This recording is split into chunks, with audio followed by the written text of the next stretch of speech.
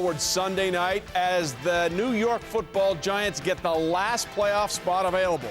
Speaking of playoff spots and seedings, it was a convoluted Sunday in the AFC. We'll show you just how each team got to where they're going or not going in the postseason.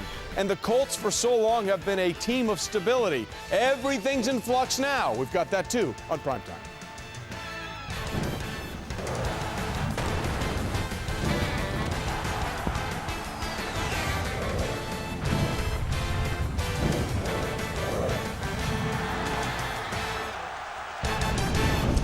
Hi, everybody, and welcome into this edition of NFL Primetime. As always, glad you are here with us. Happy New Year. Trey Wingo here with Trent Dilfer. Nice to have you back. Thanks for having me. And Tim Hasselbeck, who's obviously feeling a little chilly. He's got a sweater on. Really cold in the studio. It is January. It's also 48 degrees outside. Listen, at the end of the regular season, the final game of the regular season decided the final playoff spot available, the title of the NFC East, and it went to the team that was playing at home. The New York Giants welcoming in the Dallas Cowboys, and Tony Romo trying to play with that bruised hand, and oh, that's ugly. Eli Manning looked focused, and Terrence Newman looked like he was going to be in for a long night, and he was. 3rd and 9. We always hear Bear Pasco not that athletic. Do not tell that to Terrence Newman. Goes right over him, Trent, for the first down. Inexcusable play by Terrence Newman. Bear Pasco didn't have to jump that high. Terrence Newman was about 2 feet off the ground with his head down. Poor tackling for him allows the Giants to dig themselves out of a hole. It would be a long night for Terrence Newman, Tim. There's confusion in the secondary here with Newman and Gerald Sensabaugh. Yeah, and really just an easy route to cover if you're Terrence Newman. Just a really quick little out, and then look at the run after the catch by Victor Cruz. Nice job by him turning up a bad defense by the Dallas Cowboys. It was a 99-yard touchdown last week, a 74-yarder here, and yes, we have plenty of salsa. Next Giants drive, I think they targeted Terrence Newman this entire drive. Yeah, this is a great play by Eli Manning, extending the play, keeping his eyes downfield, and the receiver staying alive, and once again, beating Terrence Newman in man coverage. All right, Ahmad Bradshaw and Brandon Jacobs both healthy for this game. Abram Elam not healthy, tackling as they blitz, and he goes right in for the score. So frustrating if the defense coordinator, you dial up the perfect call to make the play in the backfield, then Ahmad Bradshaw just makes Abram Elam miss in the backfield there. 14-0, and then we'll go to Bradshaw right up the gut. Where is this Cowboys defense? This a 29-yard gain later on the drive. Manning with all kinds of time to Bradshaw, and he goes in, and just like that, it's a 21-0 score for the Giants at the half, and you just think this could get really out of hand like 2008 when the Cowboys lost in Philly 44-6, but in the third quarter, Tony Romo and the Cowboys show a little resiliency here, Trent, especially on this touchdown to LaRon Robinson. Yeah, and this is what Tony Romo can do. He can straight deal when given time. One of the few plays all night. He had a clean lane to step into and get through his throw. All right, that cut it to a 14-point lead, and then Romo, a little screen to Dez Bryant, who was not a big factor last night, gets the blocking inside the Giants' 10 at his 1st and goal, and let's go to LaRon Robinson again, Tim. Yeah, and LaRon Robinson been so good for that Cowboys offense. Does a good job getting inside the defender, and Tony Romo puts it right on him. Not so sure if the salsa dance was a good idea, because after that it really went away. That cut it to 21-14, and boy, Eli Manning is good when he spins and just chucks it downfield. Read David Tyree, and it's that man Cruz again. What a great play by Victor Cruz. Moment of truth, going up and getting the ball at its highest point, out-competing the defender. Play of the game. That led to a field goal as Victor Cruz's personal vendetta against all Ryans continued for the 2nd straight week. And then it's Hakeem Nicks, a 36-yard gain deep into Cowboy territory. And if he got you down there, let's have him pay it off. Manning to Nicks. And that's your ball game, ladies and gentlemen, as the New York Giants go into the playoffs as the NFC East champs, beating the Cowboys by 17. Tim, the Giants really got off to a hot start in this game. We showed a lot of the offense there in what we just showed in the highlight, but it was the defensive pressure, their strength on that D-line that really shook up the Cowboys' offense. It really is their strength, Trey. You look at what they do. They create so many matchups for the talented pass rushers they have. They do it by getting various defensive ends inside, matched up against guards. They do a good job of creating picks with stunts that they run. And really, that's the key for them in terms of hiding some of the problems they have in the back end, creating pressure with the guys up front. Now watch this. They're going to bring Matthias Kiwanuka, which is going to eat up the back, which creates a one-on-one matchup with Doug Free and Jason Pierre-Paul. Jason Pierre-Paul just absolutely has his way with him. Now the three defensive ends on the field that I just talked about, you sub them in here, you run a little ET stunt, or TE stunt, excuse me. Justin Tuck's going to take two. Here comes Osi Umenyiora underneath. clean for the sack there. Doing a good job of taking two, picking a player. You're going to do the same thing here now with the linebacker Williams. He's going to run through Doug Free, which is going to allow Jason Pierre-Paul to come up underneath, basically untouched. You look at the explosion to the quarterback. Williams ends up getting the sack. You see there. Now 4 defensive ends on the field. So now you're going to get a chip on Pierre-Paul, who's now at the bottom of your screen. They move him around. And there's Justin Tuck on a guard, way too quick against most guards in the National Football League. You see the pursuit to the quarterback. You look at the New York Giants, that's really what has changed with Osi Umenyiora back in the lineup and the emergence of Jason Pierre-Paul really getting after the opposing team's quarterback. Just having Umenyiora back gives you that much more flexibility from the defensive side, and Perry Fuel certainly dialed up the right combination Sunday night. Trent, as for the Cowboys, same song, second verse. They had plenty of opportunities, especially when this was still a no-score game or a one-score game, and they could not capitalize. In every football game, especially big games, there's going to be about 6 game-changing opportunities, and the good teams take advantage of those opportunities. The Dallas Cowboys capitalized on none of them. We saw some good Giants play right there, but this game's totally different than the Cowboys take advantage of some early opportunities. It starts with the first third down of the game. This is a fade route by Des Bryant. He torches the DB. This is wide open in the NFL. Should be a gimme. Tony Romo hasn't adjusted with the new feel of his hand, ditches the ball out of bounds. Clean release, vertical stem, should be stealing, and says incompletion and a punt. Now you look at Giants sloppy, muffin a punt. Ball's right there for Ball to recover. He lets it slip through his belly. Giants on the ball. They could have stolen a possession. Right here, Gerald sends the ball. This ball in his hands. Right now, Cowboys ball. Instead, he tries to do too much, spits the ball out. Eli Manning jumps on it. This is a totally different ball game. If the Dallas Cowboys don't panic in those situations, capitalize on the opportunities they've given them, we see a totally different football game unfold in front of our eyes. And very similar to what happened the last time they played the Giants. A couple of opportunities missed, and once again, it was the Giants that come away with the win. Giants get a home game against the Falcons wildcard weekend. Cowboys now out of the playoffs for the 3rd time in the last 4 years. Speaking of teams out of the playoffs, ladies and gentlemen, big changes in Indy as both Vice Chairman Bill Polian and GM Chris Polian have been fired by owner Jim Irsay. The elder Polian, Bill, arrived in 1998, not so coincidentally the same year as Peyton Manning, and he was the architect for the team that set a record of 23 straight regular season wins and got them to 2 Super Bowls, including a win in Super Bowl 41. For more on this, let us bring in Chris Mortensen. Mort, Bill Polian arrived with Peyton. Will his departure in any way have any impact on whether or not Peyton Manning, if he's healthy, can come back and be with the Colts again in 2012? You know, I don't think it's going to have an impact on that decision. You know, Jim Irsay has made it clear that I think this was always going to be a personal decision between Peyton and Jim, but the unknown is Peyton's health. You really don't know where it's going to be. I do know that Peyton himself was in the training room having a talk with Bill Polian about the offseason rehab schedule when Polian was summoned to Irsay's office. And I can tell you that later on, Polian and Manning had a very emotional meeting in Polian's office as they said goodbye to each other. Everybody was blindsided by this.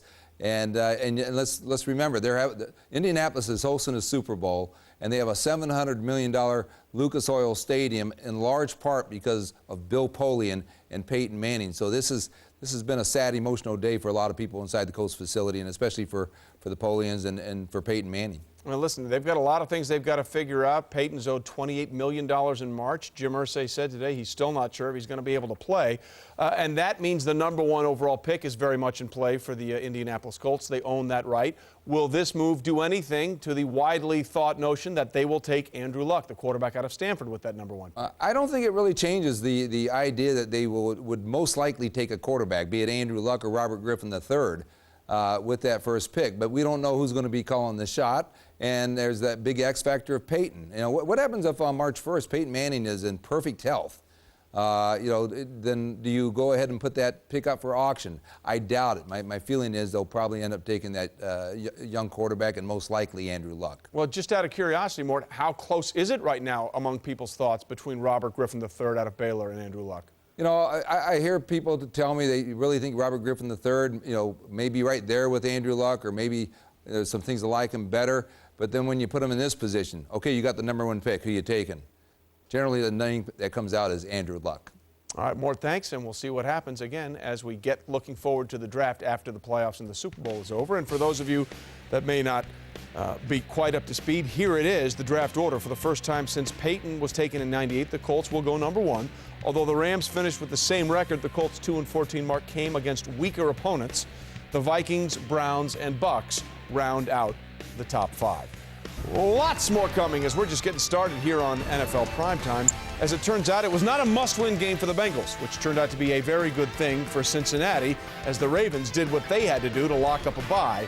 And as the injuries mount, realistically, what are the Steelers' chances of doing serious damage in the postseason? Bad news today on Rashard Mendenhall.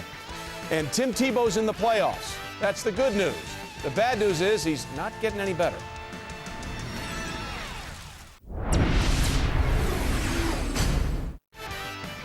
Welcome back to NFL Primetime. Ravens and Bengals, a Baltimore win. They got the bye. The Bengals entered the day, thought they may need that game to get into the postseason, but the way things went down, they really didn't. Okay, fourth play of the game, there is no score.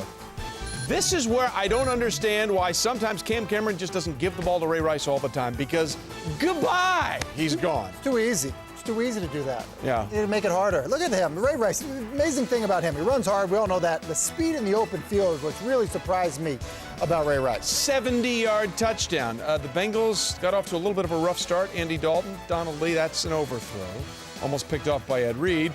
Leads to 4th down. 4th and 1. It's 36-yarder. It's no good is what it is, Trent. One of the famous kicker excuses right here. Look, I kicked it and the goalpost shrunk right when it left my foot. It does happen every once in a while. 3rd and 1, they're down 10-3. Cedric Benson goes through the line, and that's a very generous spot. John Harbaugh says, "You guys are crazy." And I think that they were right, Tim. Yeah, nice job by John Harbaugh. The guys upstairs calling out. You see the officials move the ball back. Excellent challenge by Harbaugh and his staff. So the Bengals are short of the 1st down. Now the Bengals punting. And there it goes. And oh, this is perfect. This is what you want on special teams. It's gonna be dead. They're gonna get it at the 1-yard line. Wait, just touch it. Wait. No, it's a touchback. It's a touchback. Why is it a touchback? Take a look. Panicking. Yes. That's why. Panicking. As they try and slide and cover the ball, momentum, arm, just on the line. That means it's at the 20 instead of the 1. Oh, darn it. Meanwhile, ensuing Ravens drive, Ray Rice, what does he do, Tim? Oh, look at that chip block on Gather. Unbelievable job by Ray Rice getting up underneath the defensive end, making his presence known. And then Reggie Nelson called for the unnecessary roughness there. Dixon would get checked out. He would be okay. Later on that drive, it is 1st and goal. Joe Flacco to Dennis Pitta. Nice throw, nice catch. The Ravens offense so much better now. They've incorporated Pitta and Dixon, their tight ends. 17-3, and now the Bengals cut it down to 17-13. Dalton to Jermaine Gresham. Stupid ball. It comes out. Fumble recovered by the Ravens. Again, the moment perhaps getting to Cincinnati. And then watch Vontae Leach here on Ray Maualuga. That's a Trent seal of approval? Yeah, that's called some knockback, and that knockback by Leach creates a seal here and an alley there, and what's Merrill say? Canali. And yeah. it's stealing for Ray Rice. Check this out. Vontae's, boom! Yeah. Knocking the defender back. That nice cut by Ray Rice, showing the balance, showing the finish and the speed. 51-yard touchdown to go along with a 70-yard touchdown. Ravens win. They clinch the number 2 seed in the bye. At the same time that game was going on, the Steelers were taking on the Cleveland Browns. Ben Roethlisberger, of course, dealing with the sprained foot. The last thing the Steelers need is more injuries on offense, and sadly, that's what they got. In the first quarter, Rashard Mendenhall in the toss, you see him just sort of stop. The knee buckles. It looked bad at the time. It has been confirmed. It is a torn ACL. Rashard Mendenhall will not be part of the Steelers' postseason plan. That means it's time for Isaac Redman. And Tim, Isaac did some very good things in this game with the game tied at 6. He sure did. He decided to run the football hard, and the guys up front who've kind of been maligned all year long did a nice job early on blocking for him. But Trent, Isaac Redman also did some very bad things. Yeah, turned the ball over twice. And coming into the playoff football, those mistakes are maximized anytime you do them. He's got to learn how to hold that ball high and tight to the playoff stretch. You said twice. That was the first. Here's the second. The worst part, both of these fumbles were in the 4th quarter, although that was really an extra effort play, and it's just unfortunate there. It really was. Trying to finish the run, every last effort in his body, but turns the ball over. All right, then there's Troy Polamalu. This is just fantastic. How does he know that? How does he do that? You know what he is? He's reading the motion of Josh Cribbs and knows that it's run based on tendency. That's how he knows it. That's an outstanding play. All right, that was a fantastic play by Polamalu. Then later on, Seneca Wallace, and who's there but Troy Polamalu to come out and intercept the pass. So the Steelers defense made sure Cleveland couldn't get any closer. Milestone moment, although not the way you really want it. Shuffle pass to Hines Ward for a loss of 3. However, it was his 1,000th career reception, 8th player to do that. Steelers win 13-9. So, Trent, that's the good news. The Steelers won the game. At times, they thought they might be in play for a second seed as a bye. And you think of the Steelers with a healthy Ben Roethlisberger, a solid running game, that great defense. You could make the case, hey, they could go back to the Super Bowl. But now Ben isn't healthy. They don't have Rashard Mendenhall. How much does this hurt their chances? Well, I think it's huge. I mean, you lose Mendenhall, so the burden of responsibility goes squarely on Ben Roethlisberger. And any other time, I'd say he's big enough for it. But Ben's game is all about athletic dominance. His ability to feel like he is the best athlete on the field. He can't be taken down. He's going to extend the play, and his whole game is built around that. Now you're looking at a Ben Roethlisberger who I would say is no more than 60-70%.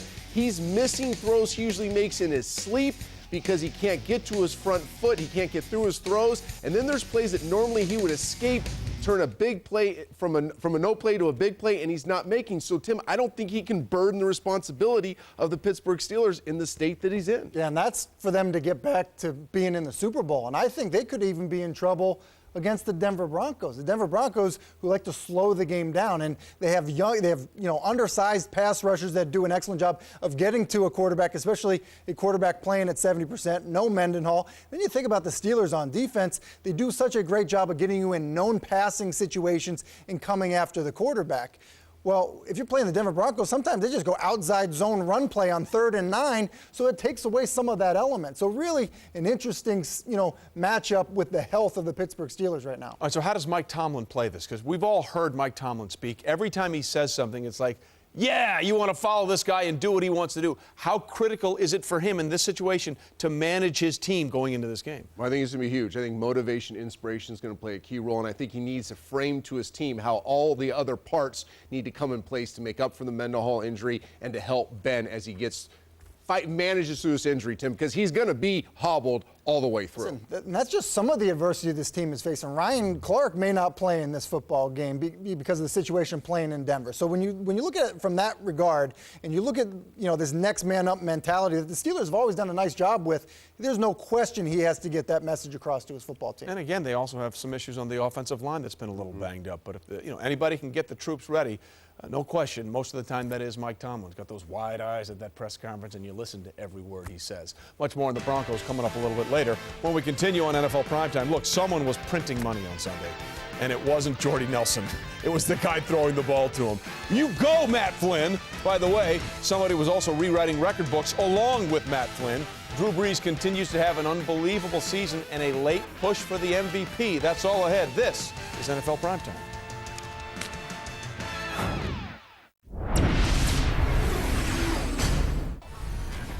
Primetime rolls on with the Lions and Packers, and there was no Aaron Rodgers in this game, and Matt Flynn became a human ATM. Aaron Rodgers I'm sitting this one out. Flynn, an unrestricted free agent. Now, what do you want if you're an unrestricted free agent in your only start of the year? You want to go big, right? Yeah. Yeah, that worked. There's to Jordy Nelson. Packers up 10-9. This was by far the most entertaining game of the day. It just went back and forth. There, Flynn's blitz. What does he do? Finds the hot read, and Ryan Grant is gone. There's nothing better for a quarterback who hasn't played a lot to be able to throw the ball a short distance and watch your receiver run a long distance. Like 80 yards there for Ryan Grant? Okay, but then he can also do this. How about medium distance? 36 yards to Jordy Nelson. Pretty good throw, too. That might be a little bit more than medium distance. Great job of keeping Nelson in bounds and let him go fight for it. Here's why I said it was only medium distance, because then he goes 58 yards. I'm picking up what you're laying. See, it's a progression. Very good. It's like going through the route progression. There it is, another one. That made it 4 touchdowns in the third quarter for Flynn. Matthew Stafford, he threw for 500 yards today, by the way. Guy was dealing. Matthew Stafford, so decisive. I'll tell you, the guy's gotten better as the years wore on, and he has carried this Lions offense. And, oh, by the way, he also went over 5,000 yards for the season. So, I mean, this was an unbelievable back and forth. It's 31-26 here. And, Kevin Smith, big hit. Takes a hit, holds on for the touchdown. They get the 2-point conversion to go up 34-31. And now in the fourth quarter, let's just see what Matt Flynn can do. Well, he can do pretty much anything he wants. There's a 35-yard touchdown to Donald Driver. That's his 5th touchdown. Okay? 5. Wait a minute, Stafford's going to have an answer. Tony Scheffler, who's been a pretty good target for them. Yeah, and just look at the arm strength of Matthew Stafford and the way that ball comes out of his hands so quick. Was that a pirouette, by the way, from Scheffler? He has very interesting touchdown dances. Oh, what is that throw? That's an Aaron Rodgers throw, except it's Matt Flynn. Oh, and it's the primetime dime. And Tim, the legacy of the primetime dime is it has to be a game-changing throw, not a throw just for your personal agenda. Wow, Aaron shots is going fired. to be so mad at you. I mean, Aaron really going to be so mad. Aaron's smiling. Matt Flynn set Packer records for the most passing yards ever, 480, and the most touchdown passes ever, 6. Brett Favre, Aaron Rodgers, Bart Starr. They've had some good ones there. 33 seconds to go. Stafford trying to answer one last time, and what did the Packers always do? Get intercepted. That is correct. And that one sealed it. 45-41. Cha-ching! Matt Flynn's going to have a very merry new year. Meanwhile, the Niners and Rams and San Francisco locked up the number 2 seed, and Steve Spagnuolo got locked out of his office, fired along with Rams GM Billy Devaney. Jim Harbaugh and company took care of business thanks in a large part to the resiliency of Alex Smith, never more evident than on this play. I tell you, all the guy does every week is win, make plays when they need him to make plays. Probably the most underrated player in the National Football League this year, Alex Smith. Look at this, staying alive, and look at his guys, his friends. Frank Gore, the big cut block to get him in the end zone. You gotta love that play. Harbaugh said on Monday, look, they want to sign him long term. They want to re-sign him, just have the one-term deal. Second quarter, Smith to Michael Crabtree. This also helps Alex Smith when Crabtree can do this, get in the end zone. You're exactly right, Trey. Look, Crabtree's kind of really improved his play the last couple of weeks. Look at the stiff arm here and the stay in bounds. Remember we're talking about quarterbacks throw it a short distance, it goes a long distance? That's it. Right there. Okay, here's the play of the game. 49ers only have 10 players in view. Where's the 11th player? Hideout play. Yeah, because here's what happens. Oh, David Akers did a great field goal kicker, but that he almost. And he did that left hand. Oh, he is left-handed. Oh, that's right. He is. Yeah. He's so happy. He got to be a quarterback for one play. You know, Merrill Hodge just somewhere got sick. 34-27. Steve Spagnuolo classy saying goodbye to some of his players. Then there's Drew Brees. Always important to stretch, kids. Always important to stretch. Taking on Carolina. Good point. Under 3 minutes left in the game. Oh, I just pulled something. Brees looking for Marcus Colston. I think the stretching worked. Yeah, well, I think the stretching on Colston worked. My goodness. I think Drew's the only guy that throws the deep ball and follows the ball out of his hands to the receiver. It's really remarkable. Now that touchdown put him up 14-7. Who's been a really good tight end this year, not named Gronkowski? Jimmy Graham. That is correct. And Jimmy Graham suddenly is about to take over this highlight. Get the run after the catch by Jimmy Graham. We know he can go up over defenders and get the football. The run after the catch is good.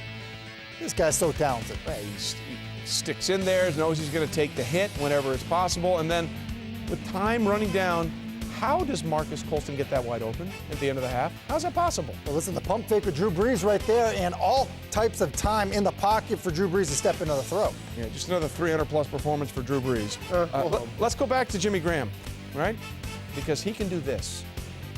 Jimmy-like. Jimmy take ball. Jimmy catch well. Jimmy stiff arm you. Oh, yeah. Jimmy liked that a lot. Jimmy's 6'8", too. Jimmy got a dunk as well, coming up a little bit later. Here now, what I was just referring to. Jimmy score, Jimmy catch, Jimmy gonna throw down. Jimmy really good. Sometimes the dunks are as impressive as the plays he makes before the dunk. The Saints are so deep, some guy named Jed Collins just scored. Do you think he's going to wear his Mission Viejo hat in the post-game press conference like Mark Sanchez does all the time? We'll find out. By the way, Higgins, you also saw, he also caught a pass in this game. And then You're out. There is this. One more time, it's 38-17. With all the weapons, just slide that one down there to Devery Henderson for a gain of 21. And the thing that really makes the Saints go this year is that guy, Darren Smith.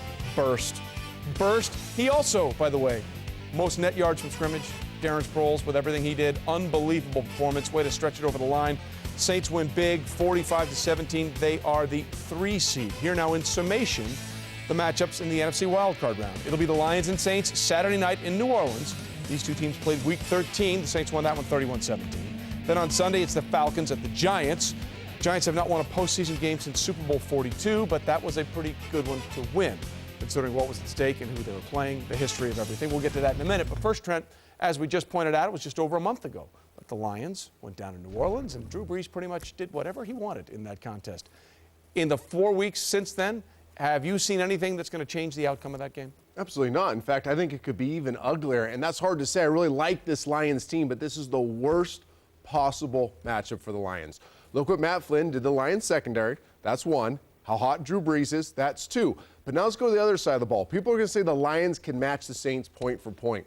Oh, no, no, no, no. You're facing Greg Williams, the defensive coordinator for the New Orleans Saints, who is one of the best in the game, one of the best in the last 15 years of facing a pass-first offense. When you're one-dimensional, he is going to limit you offensively. He's going to hit Matthew Stafford. As you'll see here, delay blitzes. The Lions are trying to max protect here. Get Calvin Johnson the ball down the field. What do? They green dog, get a hit on Stafford. Why doesn't he throw the ball early? Because look what they're doing in the back end to Calvin Johnson. This is just a one-cheat defense. It's cover one, but look at the safety up top. He is cheating to the side of Calvin Johnson. Greg Williams is going to take away your fastball.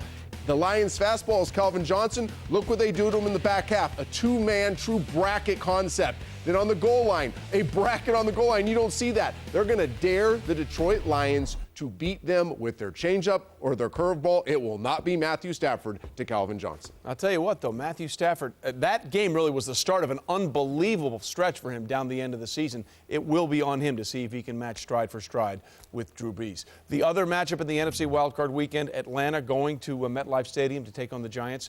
Listen, we saw the havoc the Giants' defensive line created against the Cowboys. What can the Falcons do to counteract that? Well, you keep them out of those packages. You keep them out of the personnel groupings where they can put 4 defensive ends out on the field. You keep them out of the 3 defensive end looks, and you do that by running the football, but not just running it out of base looks and base personnel groupings. 2 backs in the backfield, tight end, you're going to get a base defense. It's going to be a lead play to the strong side. The center's going to work up to the will. The fullback's going to lead up on the Mike linebacker, and there goes Michael Turner running through contact for a first down. This is who the Saints are. It's what they do well. Base personnel dictates the base personnel on the defensive side of the ball. Now the lead played to the weak side. Fullback lead on the will.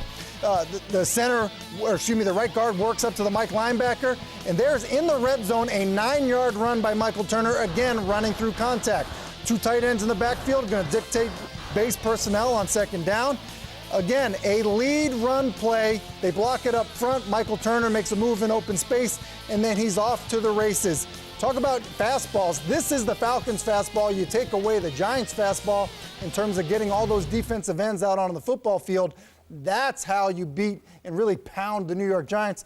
And you also keep Eli Manning and that explosive offense off the field. Yeah, dictate the game with Michael Turner. By the way, for all the success that the Falcons have had in the last 4 years, 4 straight winning seasons, before that they've never had back-to-back winning seasons, they're still looking for their first playoff win in this era of Mike Smith, the head coach, Matt Ryan, the quarterback, and Thomas Dimitroff, the general manager.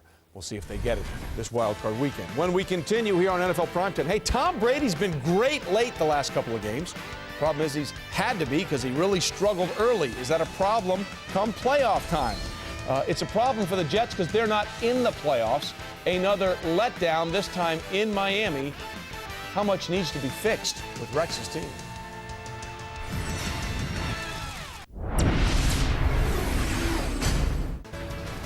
We continue on primetime. Titans-Texans. Arian Foster not participating in this game because the Texans are locked into the 3 seed. Brian Brayman is a hero. Rookie, trying to do things on special teams, not in your picture yet.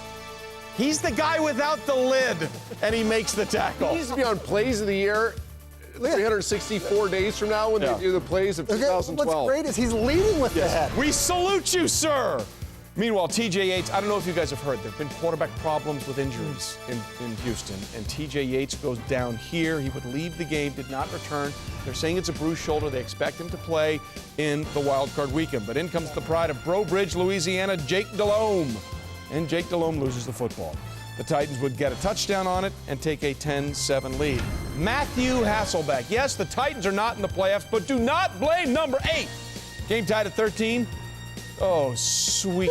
Man, you know what that is? That's the prime Tim Trent. The E is silent. That's correct. This ball, guess what? 48 yards in the air. I didn't know he could still throw it that far. Unbelievable. Look at this. Beautifully placed. You can't throw it any better than that. It's as if he handed it. Well, he had to give him the dim because he picked against his brother going into this week. Listen. Manna from heaven. Or listen, you could have picked that one, or you could have picked this one. Honestly, they were all over the place. That was a great play by Matthew. Sort of lay it up there for Nate Washington, pride of Tiffin. 23-yard score. 2 minutes left. It's still 23-16. Ahmad Hall just no fumble. Texans come out with the ball. Great job of sandwich tackling there, and that pops the ball out. So now they got a chance. Down 23-16, 1:49 left to play. And here comes the pride of Bro Bridge, Jake Delhomme. Over the middle, Jacoby Jones. Gain of 20. Clock continues to run. Jake's a veteran. He knows how to do this. Let's get things going. Then 38 seconds to play. James Casey, that picks up the first down. Clock ticks. Delhomme would get the spike. Now 3rd and goal. Looking for Bryant Johnson for the touchdown. They've got it. They're down by 1. We don't want to go to overtime. Let's go for 2. Because we got to play next week. Smart call, right? Love the call by Gary Kubiak. Do not like the move by Joel Dreesen. Jumps early, called for the false start. Good form, though. Yeah. And then good form here Fire on off Maddie. low. Fire off low, Yeah. top the feet, through the blocks. All right, so here's the chance, and then this is not good form at all. And actually, Jake, very wisely, do not dive on that ball and have another injury as the Titans hold on to win 23-22. Okay, remember last week when the Patriots got off to that slow start against Remember that. the Dolphins down 17-0? There is no way that would happen again, No right? chance. Especially when they have a chance to clinch number 1 overall seed.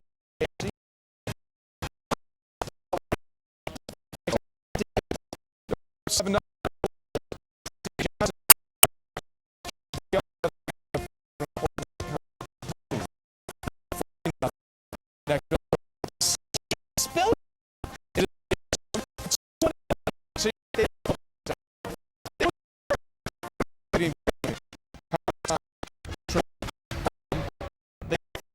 I wouldn't make No. better looking. I mean, when you look at the new Patriots and these comebacks, Miller brought a great job scheming offense, getting free runners in the secondary. Like Gronkowski. It's ridiculous the way, because of the matchups they create, that's how they're able to get these guys so wide open. Look at all the attention on Wes Welker. You got a big guy in the end zone, that helps too. For 5,000 yards on the season in this game, Matthew Stafford and Drew Brees. And there's Aaron Hernandez. And he would be really good if Rob Gronkowski wasn't there. I mean, either one of these guys are fantastic. But they're so different in terms of what they can do. And the Patriots do a great job of using them in terms of really working on their strengths. Hernandez, 138 yards again. Another. The we're tying with John Elway for 5th all time. 49 unanswered points. From 21-0 down to 49-21. We go inside the numbers. They overcame a 21-0 first quarter. 16 back. Start better against better teams, or as their playoff stage. By the way, wins 17 more in games.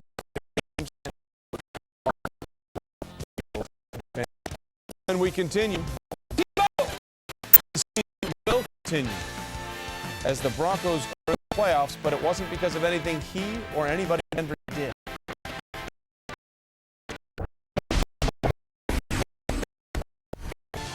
Well, Denver played a home game against Kyle Orton in Kansas City, knowing that if they won, they'd win the AFC West. Kyle Orton so wanted to spoil Tim Tebow's party because, remember, they cut him to make way for Tim Tebow. Tim Tebow struggled. It's no other way to say it. Struggled mightily, including the thing that he hadn't been doing except for this last 3-game losing streak, turning the ball over. Yeah, turning it over, and also in field goal distance, so hurts even more for that Broncos offense. Yeah, the one thing you always said about Tim during the 6-game winning streak, he wasn't making the critical mistakes. He made those today. Both teams, by the way, made them. Javier Arenas, right there, muffs the punt. Matthew Willis recovers it. Broncos get the ball, 3rd and 5 after the fumble recovery, and Tebow breaks a tackle, which is good, and then just throws it away. Tebow wanted a face mask on this call, and he may have had a good case here. Yeah, it gets part of the helmet. Up inside the back of the helmet, Not allowed. that's the penalty. Not allowed. Because that hurts your hair there more than anything We else. wouldn't know anything about Wouldn't that. know. It's a good point. That's why I made sure You did have a mullet before. Thank you. Well, he did, and thankfully this is a much better look. Those are good. 4th quarter, it's 7-3, and look, they're in field goal range again. This is the mistake he makes. Takes him out of field goal range. Yeah, can't No do it. pocket awareness. You got to throw the football away. You got to know the situation. He did a good job of that when they were winning. Not doing it now. Under 4 minutes left, it's still 7-3, and that was actually a pretty good throw, just great coverage. That was good coverage, but there were open receivers in this game that Tim Tebow either didn't see or missed. He missed a lot of them. This one, That one's almost as much on Matt Willis. He sort of batted it down. Yeah, you got to make that play. And again, those were plays we saw Eric Decker make, Demaryius Right. Thomas make. Matt Willis needs to come down with that ball. And then Tebow under pressure, 4th and 2. He's got to make something happen. No, 6 of 22 for 60 yards. So the Chiefs spoiled the party in Denver, but thanks to the Raiders spoiling themselves, they are the AFC West champs because they had this game posted in the Coliseum, and all they had to do was win at some point, and they would win the West, but they couldn't get it done. Here's the end of the first half. What's going on? This is inexcusable. With 11 seconds left, no timeout. You can't complete a ball in bounds. I think you have time to run the field goal team on or spike it. It's a bad job by the coaching staff in Oakland. Missing an opportunity there. They were down 24-13 at the half. Meanwhile, Raiders down 31-19. Kevin Boss on the receiving end of Carson Palmer. Now, they called a penalty here on Steve Gregory. Look, we're all glad that Kevin's okay, but he sort of just fell on it, right? Don't like the call in terms of the defenseless player there.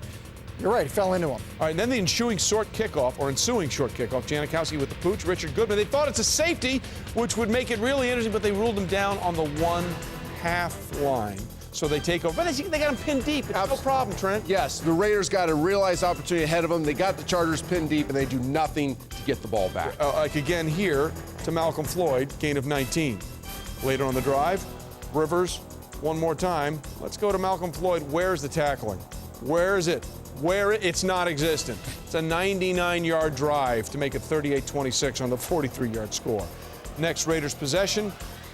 Palmer trying to get something done, and that's intercepted by Antoine Casey. Now, Jacoby Ford slipped. Jacoby Ford slips, but Carson Palmer really looked out of sync the past few weeks. Certainly looked out of sync here with Jacoby Ford, but he does slip. A huge opportunity missed and wasted by Hugh Jackson and the Raiders. So that means with that loss, the Bengals got in. Here's the wild card matchup.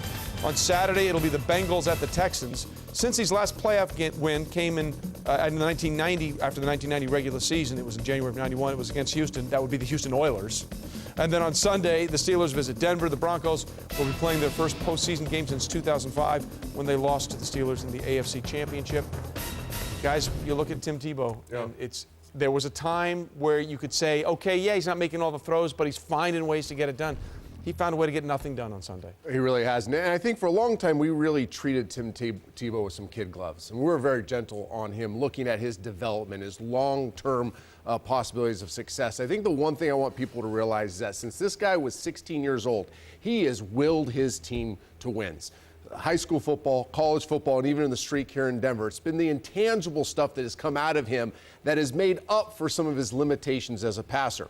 I made a comment a few weeks ago. I said, at what point does Tim Tebow realize how limited he is as a passer and realizes that it is about throwing the football and winning from the pocket that wins the NFL? And I'm starting to see it with Tim Tebow. I'm starting to see a guy that's doubting himself, has realized that he can't get it done, that what all the critics are saying about him is true, and he's lost his energy. He's lost his passion in his game. You see him on the sideline hanging his head. You see him in the huddle after bad plays without the passion and energy and enthusiasm, that uplifting spirit that is so defying Tim Tebow. So with your limited ability, without the extra stuff, you're resorted to just a very poor passer of the ball trying to play quarterback in the NFL, and that just doesn't work. Yeah, I'm not so sure that he's lost his confidence, though. I agree with everything you said in terms of his development as a passer and all that stuff. I'm not so sure that all of that energy that he brings, that stuff is gone now. They get an opportunity now to play in the postseason. You've played in the postseason. There's going to be a lot of energy surrounding it,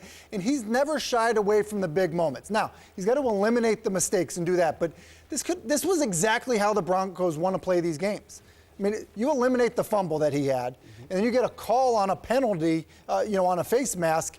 It's a totally different ballgame, and that's how they have to win. The margin for error for this football team is so small. They're not the Patriots. They can't get down 21-0. That's how they have to win, and that's how it's going to look, win or lose for the Denver Broncos. Those things are accurate. However, there is no denying there was a difference in his body language and his body demeanor. That may change for the playoffs. But part of that is when he makes the mistake of a fumble, a turnover, and he knows he cost his team. That's different than just missing throws. There was a lot on the line. There was a lot on the line Saturday. There was a lot on the line Saturday, and he didn't have that energy that we've seen recently. By the way, here's the good news for the Broncos. They had a point differential of -81, the second worst of any playoff team since the schedule expanded to 16 games. The playoff team with the worst such mark was last year's Seahawks. Here's the good news. The Seahawks actually won their playoff game against the New Orleans Saints. When we continue here on this edition of NFL Primetime, this close to a record for Jared Allen in a miserable season in Minnesota. He never stopped giving 100%. And Larry Fitzgerald was simply inhuman against the Seahawks. Stay with us. It's all ahead on Primetime.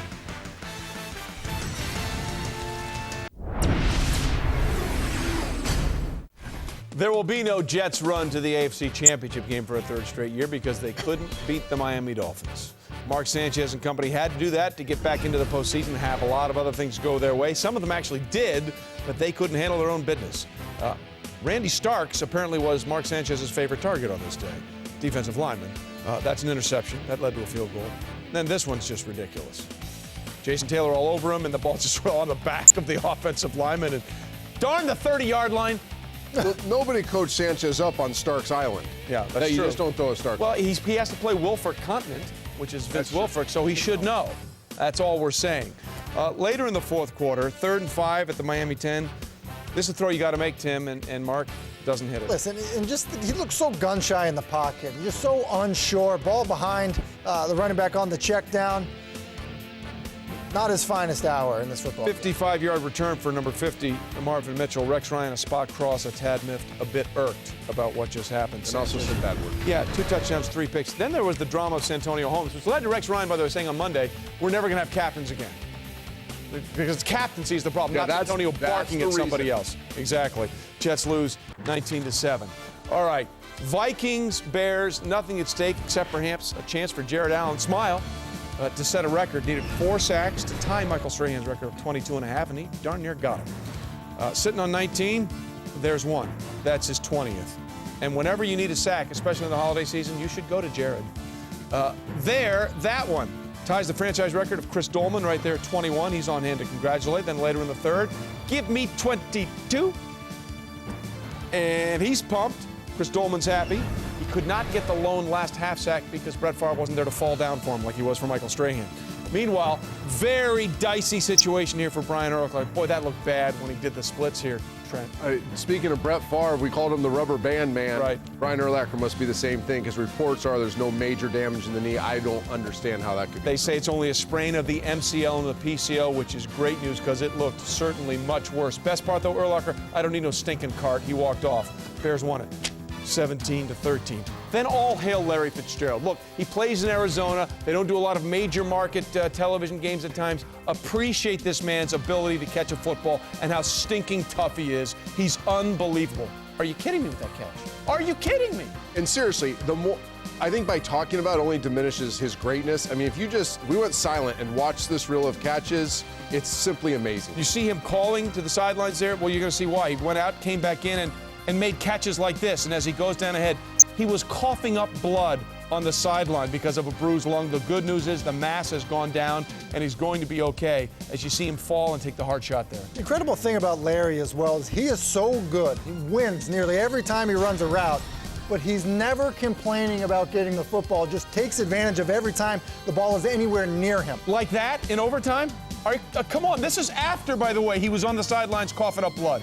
Afterwards, he can still make that play. And that's a team that's not going to the playoffs. No, nothing at stake. When everyone nothing else at stake. has things packed up. You like the first one-handed catch? How about that one-handed catch, Trent? I'm not talking about it. You're just enjoying it? To watch. Unbelievable. I mean, what he was able to do. And oh, by the way, the Cardinals won another overtime game. When we continue here on NFL Primetime, Trent will perhaps talk in the last segment about his favorite player from Week 17, or may not.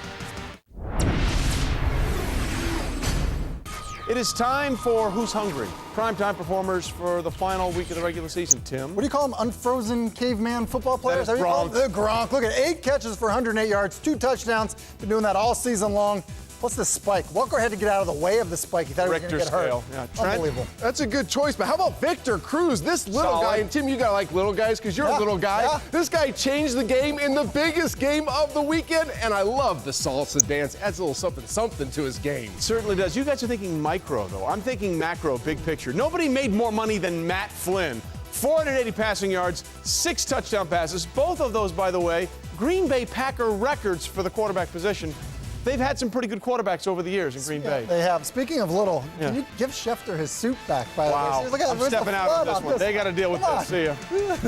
Here come the Wolverines in a BCS game for the first time in 5 years.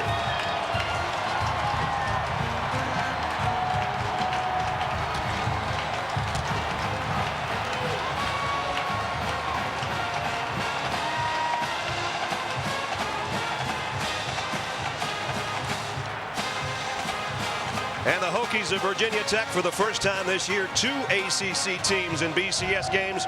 Clemson's got their date tomorrow night. The Hokies have their date at hand tonight.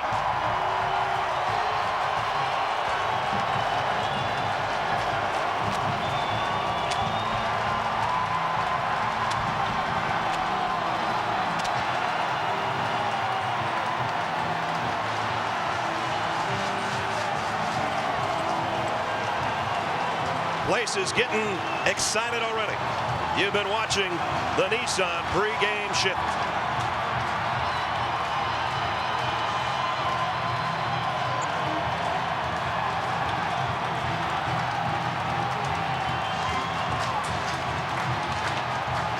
First matchup between these two teams ever. BCS Bowl appearances, Michigan with 5, Virginia Tech with 6. We talked about the Hokies never winning 12 in school history. They want to make that mark tonight. Their 4th Sugar Bowl appearance under Frank Beamer, and Michigan 35th January Bowl appearance as the Big Ten and the ACC are set to square off.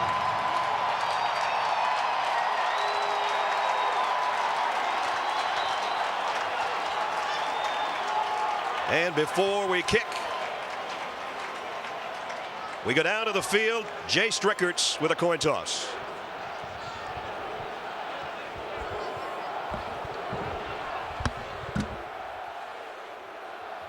Captains, would you introduce yourselves? Come on up.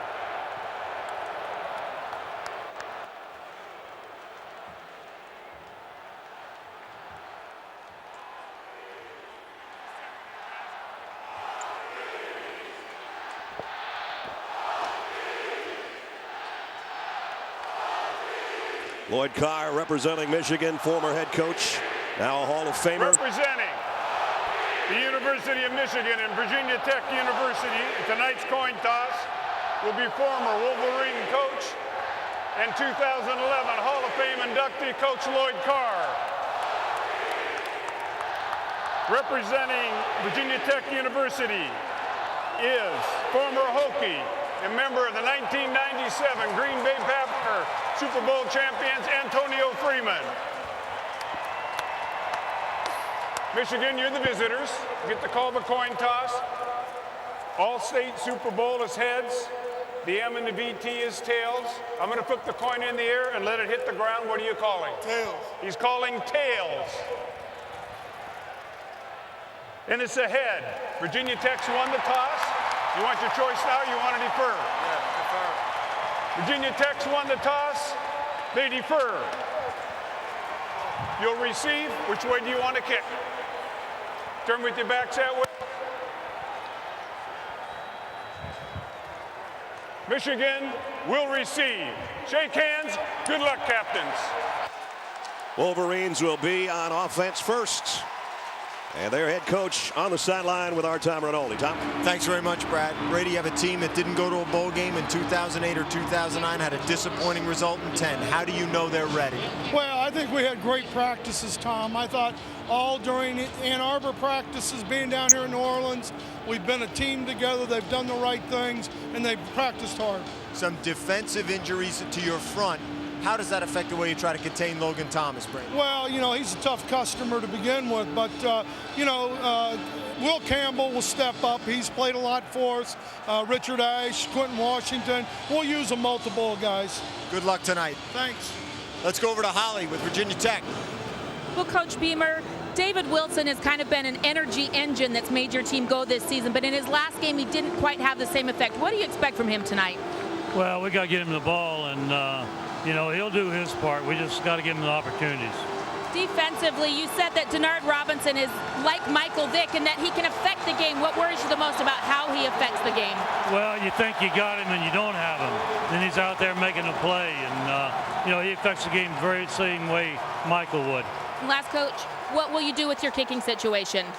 Well, we're going to go with Justin Meyer. You know, I think he's an experienced guy, and he's got the talent, and he's going to do a great job. Thanks, Coach. Okay, thank y'all. Justin Meyer would be the third kicker, if you looked on the depth chart a few weeks ago, for the Hokies of Virginia Tech.